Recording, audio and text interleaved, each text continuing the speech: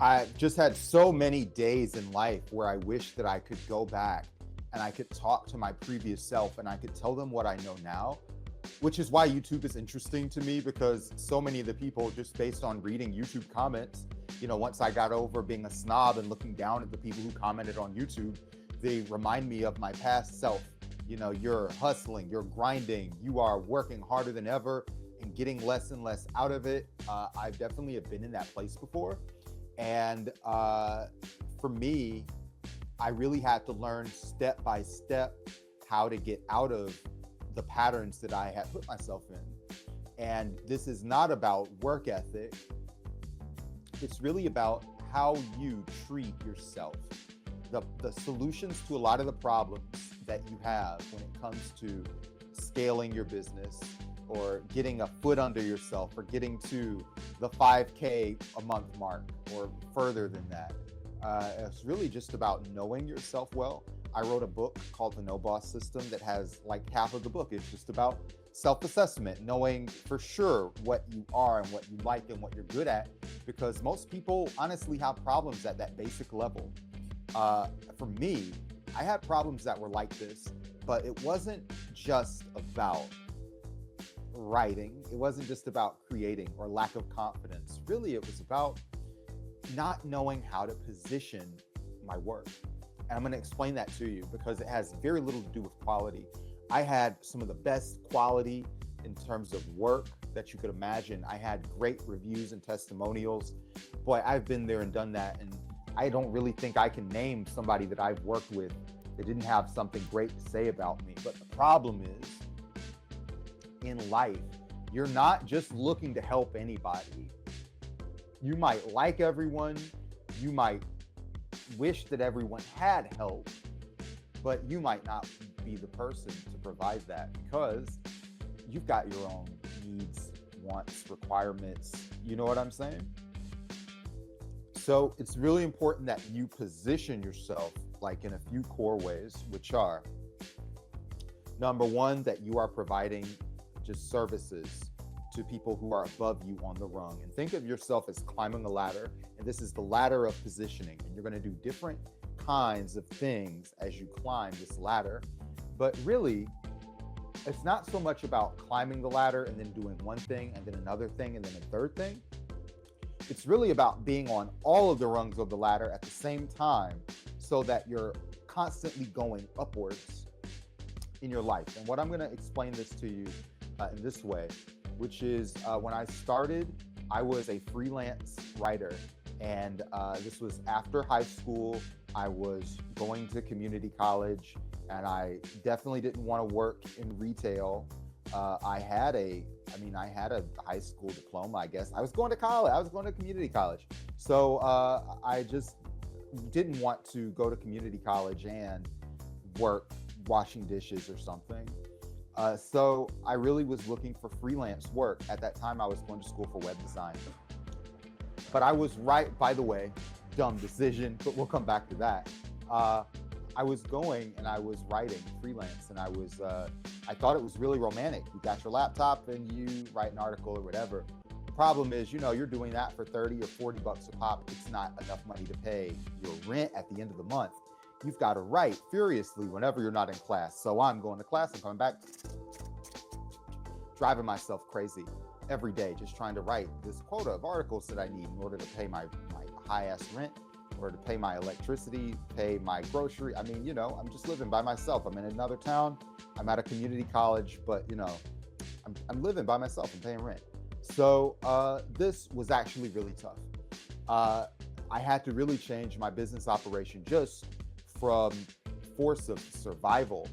So you go from, I was writing these articles to writing them in packs. And once I started to write like 10 articles at a time for people, and, of course you would put on like a small discount. You do like 12 for the price of 10. If all of the articles that you hired were on the same topic. Makes sense. But what happened was I then realized that I really needed to start specializing. So going from, as we're going up this ladder, you've got at the lowest level, you're freelancing. the next rung. You're specializing. And for anybody watching this, really, it's not so hard to specialize. And I tell people this all the time.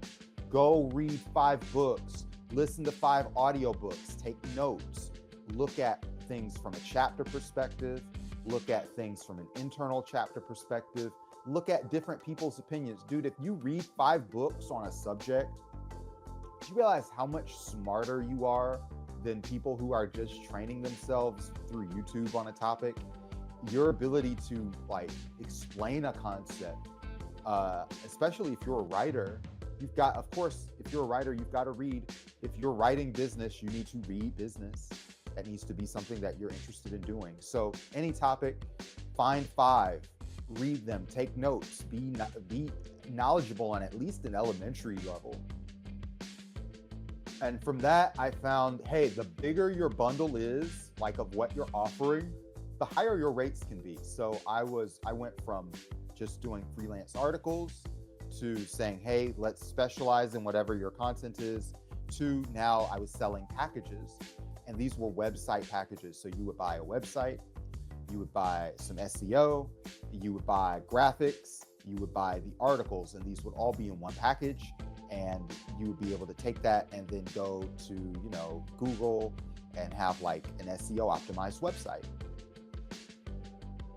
Really, it just goes without saying that the more that you can solve problems, the higher your rates can go.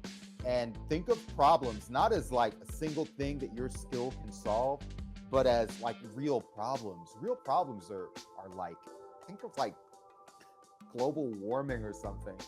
A problem is a problem that has lots of influences.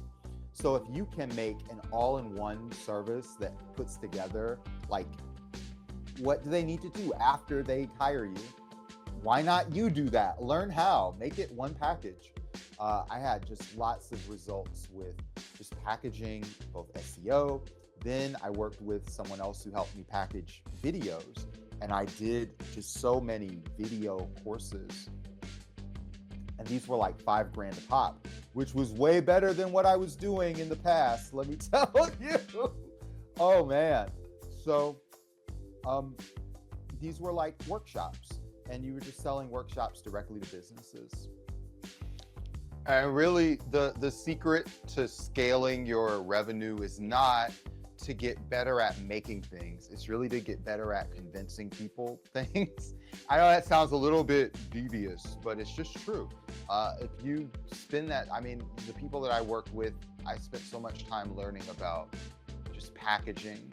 If you make a good package and you have the mailing list, it just comes together. But that is a thing that takes time. It's faster if you're watching this and you're like, I don't have anything. Well, you can outsource both of these things. And I don't mean outsourcing by like an arbitrage sense of hiring someone else. I really mean like, look for somebody who can write and partner with them. Look for somebody who has an audience and partner with them. Find the thing that you do really well and leverage it, like put the square peg into the square hole, and you can be square, round, or triangle. You know what I mean? Just find yourself a role in the operation, especially, you know, if you're watching this and you are able to write, you're able to speak, you're able to articulate, and you're thinking, how do I convert that into a business?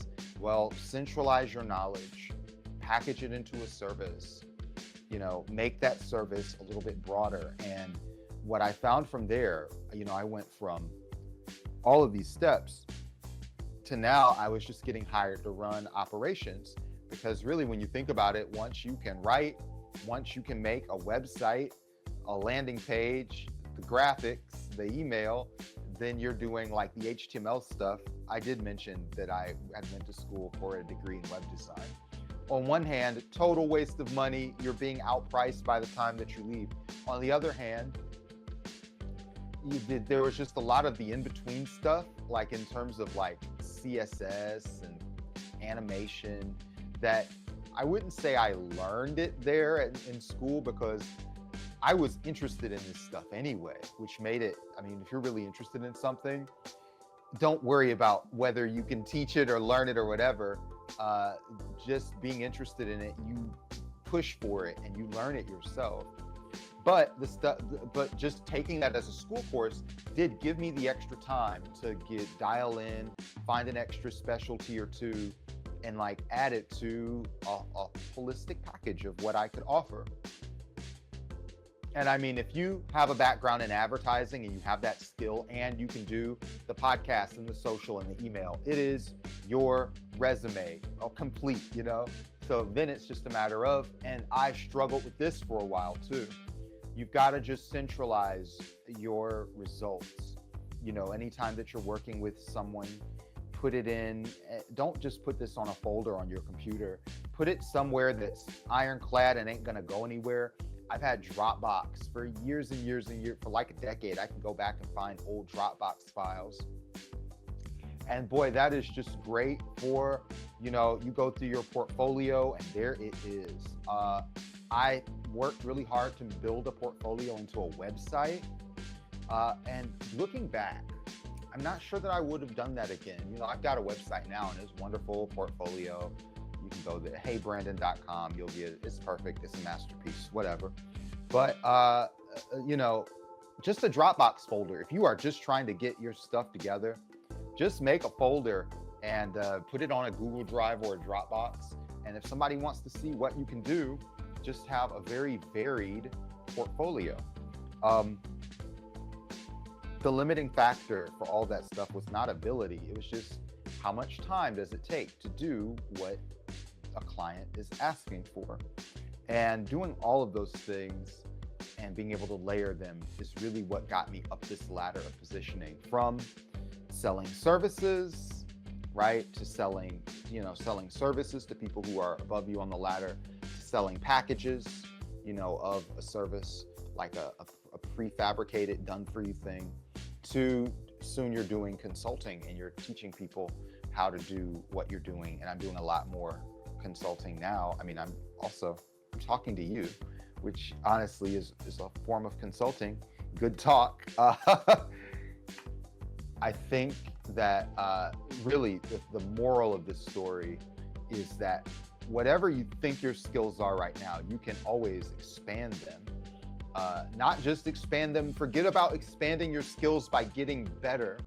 You know, if you do good research and you're reading and understanding, that's good enough, you know, but really what's important is being able to put that understanding in a package. Think about what is the next thing that your prospect needs, and think about, can I include this? And this is an organic way to raise your prices and your rates, just because you're doing more. You just look for ways to do more and deliver more value. And when you do that, you're going from service to package to consulting, and it's a ladder that you're constantly climbing.